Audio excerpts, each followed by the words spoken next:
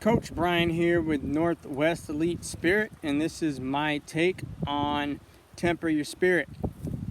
As usual, I'd like to start off by saying I'm a student just like you, and this is me expressing my thoughts on the things that I've practiced and learned. Don Juan, he starts off by saying his benefactor was a powerful sorcerer. And though that doesn't have a lot to do with this subject, maybe, I like how Don Juan is always bigging up his teachers and his the people on the same level as him, and even his adversaries. He never really talks negatively about people.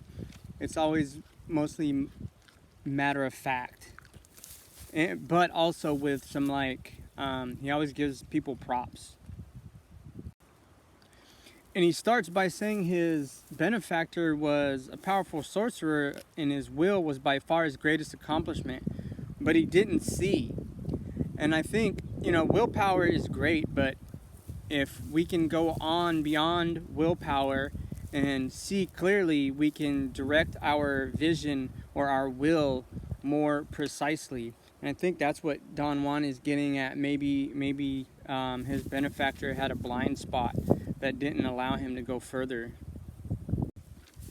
And Don Juan says when a man learns to see that he no longer has to be a warrior or has to be a sorcerer. And I think that's a thing we all run into. We all think we have to be something to accomplish a great deed. And here Don Juan is saying that that's not true. You can achieve astounding deeds by not clinging to one persona or another. And when he says that he now sees that he can be anything or nothing, who's to say what you can be, right? You might not know, but when you practice something, you can be like, oh, I can be that. And if you practice another thing, it's like, oh, I can do that. And I think this is self-mastery. And when you've mastered yourself, you have confidence that you can be or do anything or not. And Don Juan goes to say that a man almost vanishes. He's visible but invisible. He vanishes, yet he's there.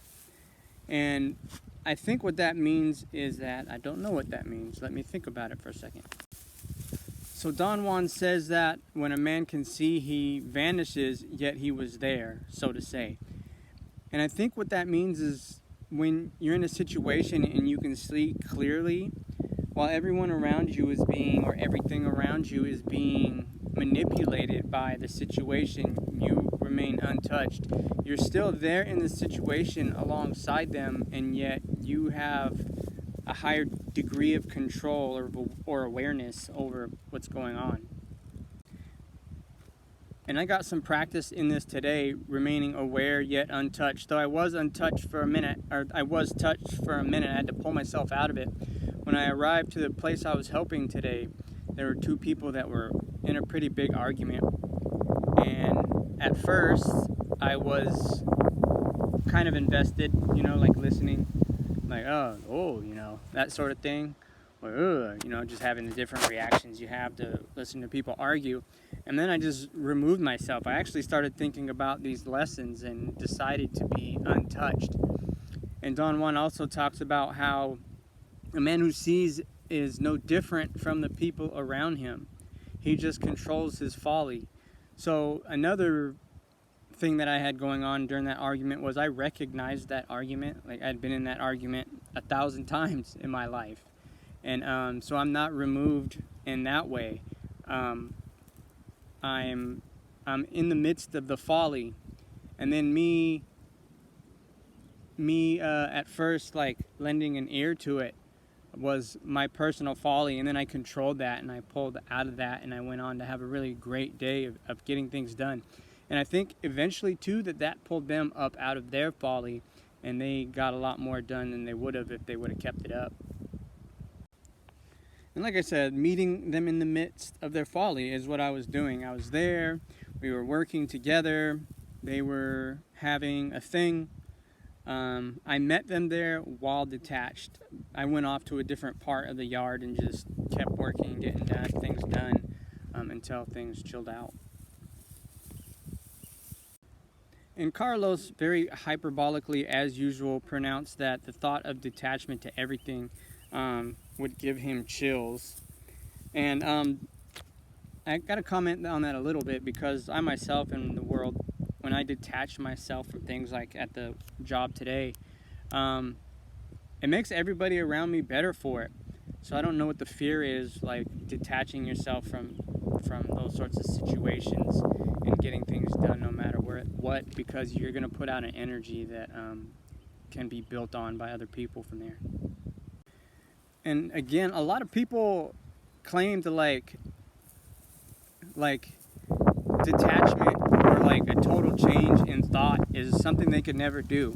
But that's like the word epiphany, right? Like, have you ever personally had an epiphany that changed everything you thought you knew about something, or even life in general? And if not, have you ever listened to the story from somebody who had something change their entire life in an instant? And if we've had that happen, or we've talked to people and we know that that happens, we know that it is a very real possibility and something we can do over time or in an instant. Don Juan goes on to say that what Carlos should be frightened of is a life of doing the same thing over and over again. And that is something I agree with. I don't like the idea of having to do the same thing over and over again. That seems boring to me. And the people that I witness doing this don't have any sort of life that I really want. They seem stressed out and anxious and bored. And that's not what I want for my life. I want to explore, like Don Juan says, inconceivable new worlds. And so speaking of inconceivable new worlds, that doesn't even have to be like, doesn't have to be outer space. So I'll go back to the work today. I was helping a hoarder, and I was cleaning up her property and moving a bunch of junk out of the yard, and cutting down some bushes and trees and stuff, and making space for her to be able to walk, because she has hard time getting around like already, and her yard was so full of stuff. And so she wasn't able to perceive a world where there wasn't so much stuff in her yard. And I went in there and with their help, but I was pretty much a one-man crew, made a massive pile, made a massive impact, and changed her vision within that little area of life. And so it can start there. It doesn't have to be outer space. It can be your backyard.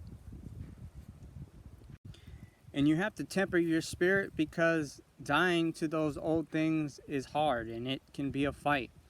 And so you temper your spirit and you have patience, and then that ability to see will come to you, is what Don Juan is saying. Again, I'm no master of these things, but I practiced it today and I saw it in that backyard. So I don't know, like, here's something you could practice. You can go out in the world and practice this today. You can do it right now. You can change your point of view, your point of reference within this world in an instant. Close one eye. See as clearly as you can for as long as you can. Open, close the other eye, do the same thing. That's two different points of view, and with your original point of view, that's three. Close your eyes. That's another point of view. Go hang from a tree branch. You see everything upside down. That's another point of view. Get up on a hill and look down at something. Go down to that something and look up to the hill. These are all different points of views. These are all different dimensions of our world that you can explore right now in this moment.